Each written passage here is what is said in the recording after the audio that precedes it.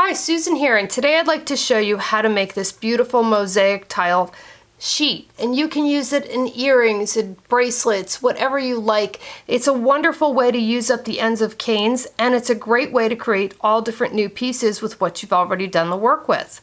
I've been inspired by Kim Karenga's scrap mosaic video sent to me by one of my subscribers, Beanie. I'll put the link below, so let's get started.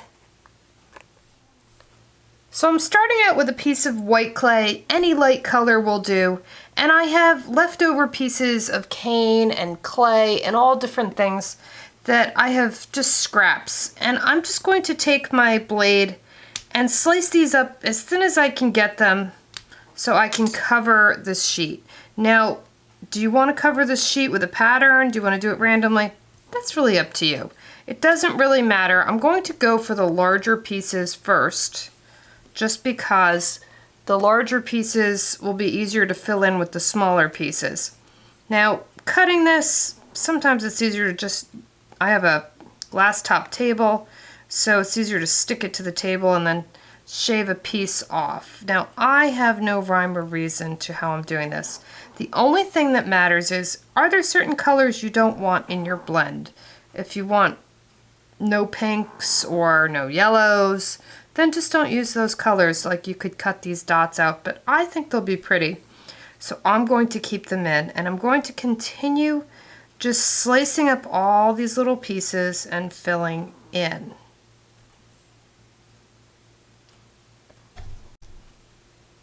And you can see I've pretty much filled up most of this piece of clay by the magic of the camera. And I'm just using my little cane ends to fill in these little spaces. Now, I did have some orange and purpley pieces here, but I've kind of just feeling this purple and green with the blue kind of theme. And you don't have to mix all your colors up. I like the more control that you can get with just using leftovers you have, and I really am feeling this purpley blue. I wish I had more of those purple flowers. They were really pretty. But even if you have just like, here I have a flower cane and I have the other end that's kind of yucky, this is a good place that I can cut it off. I don't need to leave it all on because I will use it up in a better way here. I just feel like it'll break up some of that green and add a few bits of more color. And I don't necessarily need it to be a flower.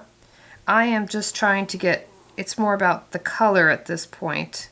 And all I'm going to do, I have this piece of clay on just a piece of paper, so I can flip it around. You could run this through your pasta machine, but I like having control of the colors. And so I am just going to roll this out by hand. Now, if you want to run it through your pasta machine, feel free. But I don't know, sometimes I feel that the pasta machine, things get away from me and they distort more than I want them to. And I might like the look of some of these flowers. And if I put them through the pasta machine, I might lose that. And this doesn't have to be a certain thickness or anything because this is freeform, so it doesn't matter. And you can see I had a little bit thicker clay on this side and a little thinner on that, but I have a piece here that's kind of blank, and this is where I like not putting it through the pasta machine because I can add some more of my little canes and fill in these areas. So I'm going to fill them in and come back. So I filled in some of these areas with some other cane ends that I had. I just want to I don't want any white spots. I want it to be all full of color. And I'm just going to roll this all out so I get this beautiful sheet, and I'm sure many of you are looking at this saying, that's absolutely gorgeous. I can't believe you made that with just the yucky ends. And you could use this just as a tile sheet, to be quite honest. It is quite pretty. But we're doing the mosaic tile technique, so I'm going to continue with this. Now I have a piece of black clay that I've rolled out on a number 2 on the pasta machine, and I am just going to take a sheet of gold leaf that wants to be completely uncooperative, but that's okay because I'm going to smush them in either way.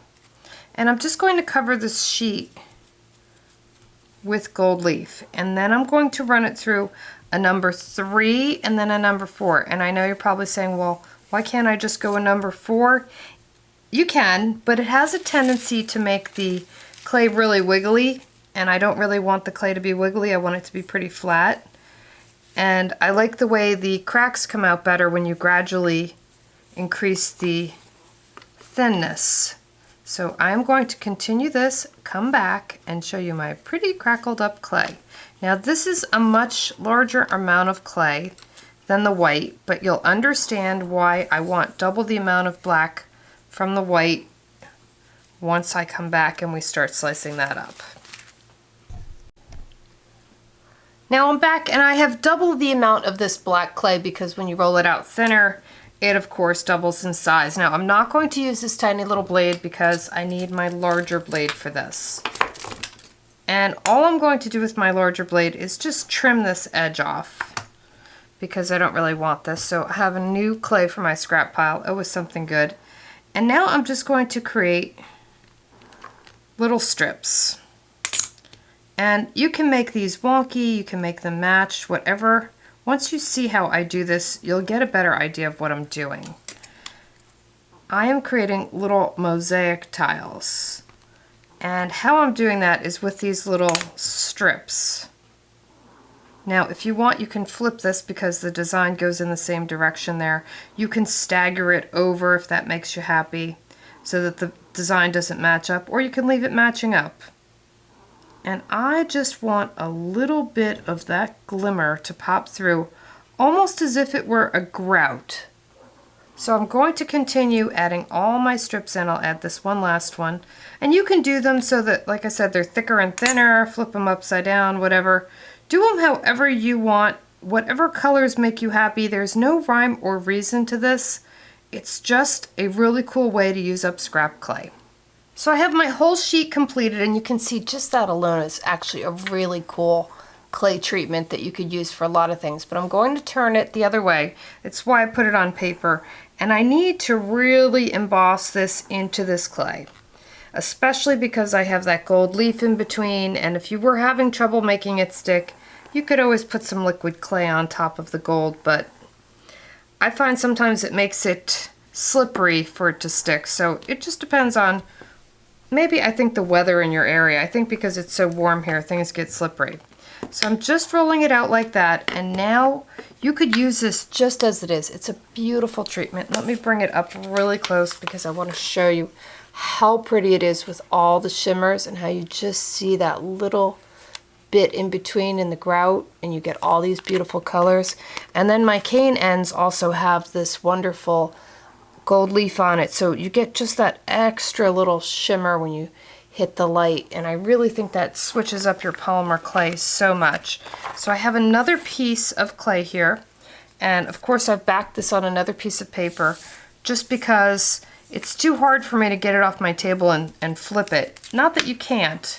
And what I'm going to do with this one is the exact same thing. Let me pull the camera back a little so you can see better. And I am just going to cut this across. Save it for my scraps because these are really pretty scraps. And I'm just going to cut squares now. You'll understand what I mean here.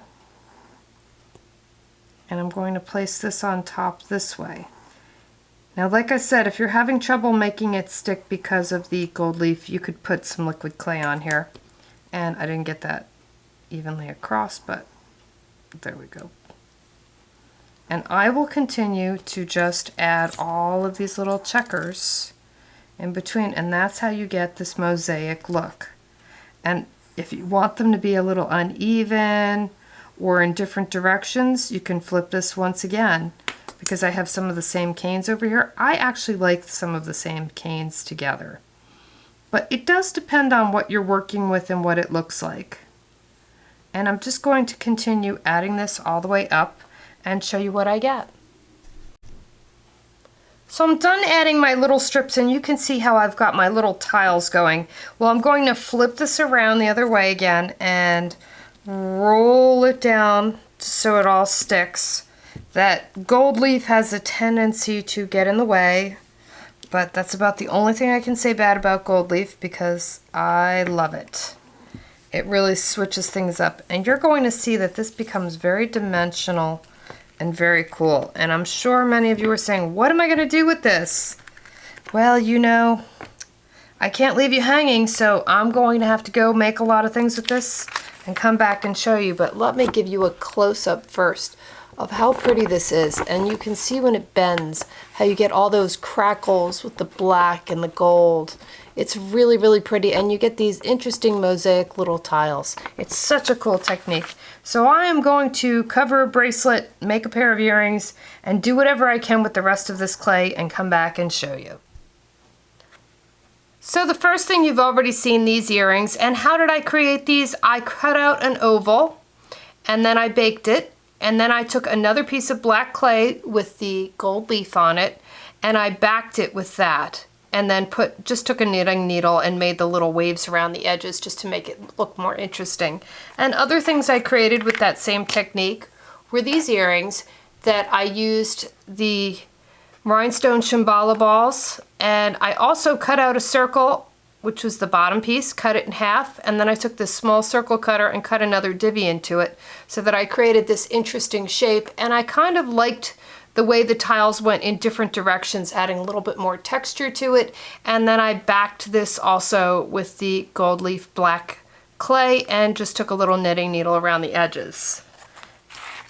And my favorite pair of earrings, of course, were the tile earrings with this wonderful little crystal dangle. Really makes them special. And once again, I backed them with some other clay. I find it easier if you bake your pieces once you've cut them out, these solid pieces of tile, and then back them with another piece of clay. They're just easier to work with.